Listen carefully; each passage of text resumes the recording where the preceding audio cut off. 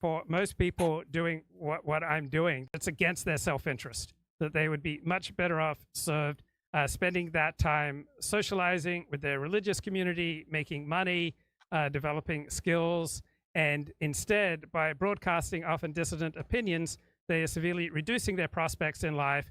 They are reducing their earning opportunities. They're reducing their chances to get married and to have children. Would you agree with that assessment, that at least 95% who do what I do, including very possibly myself, we're engaged in self-destructive, compulsive behavior? But what you do is socially and politically useful, and so even if it hurts you, we still want you to do what you do, and even if we don't agree with you, it'll make us think about how we think and how we are right if we think you're wrong, or the other way around.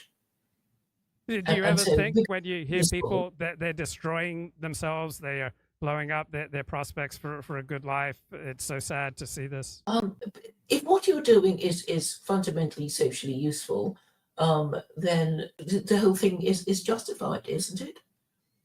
I mean, you're not just sort of I don't know, losing yourself in wine, women, and so on, and with nothing to show for it. You do record your thoughts. They are accessible on so many platforms, and they are useful. And how do you do all your timestamps even while you do it? That's just so impressive and organized. How do you Oh, thank manage you. that? Yeah, it's really multitasking. It is a challenge. I have many links already set up, and I just have to throw a timestamp onto them. But about half of the timestamps, I have to do it simultaneously while I'm carrying on a conversation, which is not easy. Well, I find it very impressive. I mean, I have to go through, all my streams later, but I actually enjoy it because there's so many things that I miss, in the heat of the moment.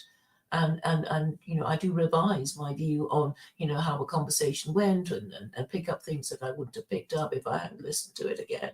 So, while it is time consuming, I also find it enjoyable and rewarding. So there's a New York Times article here from March 6th of last year with the headline, "Would you date a podcast bro?" Subhead, their reputations have caught up with them. And it quotes all these women who say they would never date a male podcaster.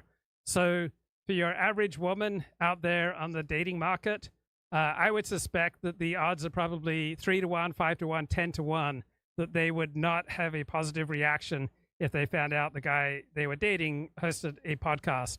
I hope he's a high status podcaster, and So, then be positive towards him. so I would think that women would be afraid of a high status podcaster because such a person, by definition, is going to have far more sexual opportunities. Gosh, do they really think things through? I guess for women, it's either do you want, an alpha male person who might partner who might break your heart, or do you want somebody reliable but a bit boring?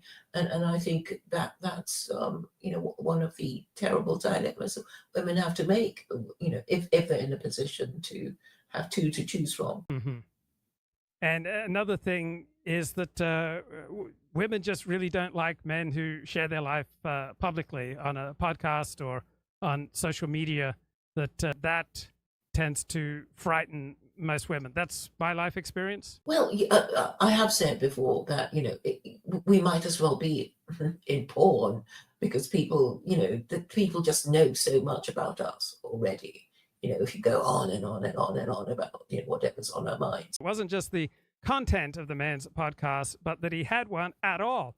Like many women, she associates the form of podcasting with a certain kind of man, one who is endlessly fascinated by his own opinions, loves the sound of his own voice, and isn't the least bit shy, offering unsolicited opinions on masculinity, sexuality, and women. Many women have taken to social media to mock just that kind of programming and the men who make it. On TikTok, hashtags like Men with Podcasts gather videos of mostly women using a beard filter to satirize the sorts of things that male podcast hosts say, such as, "Why, as a man, are you born in the month of February?" Or, "That's the problem with women who read."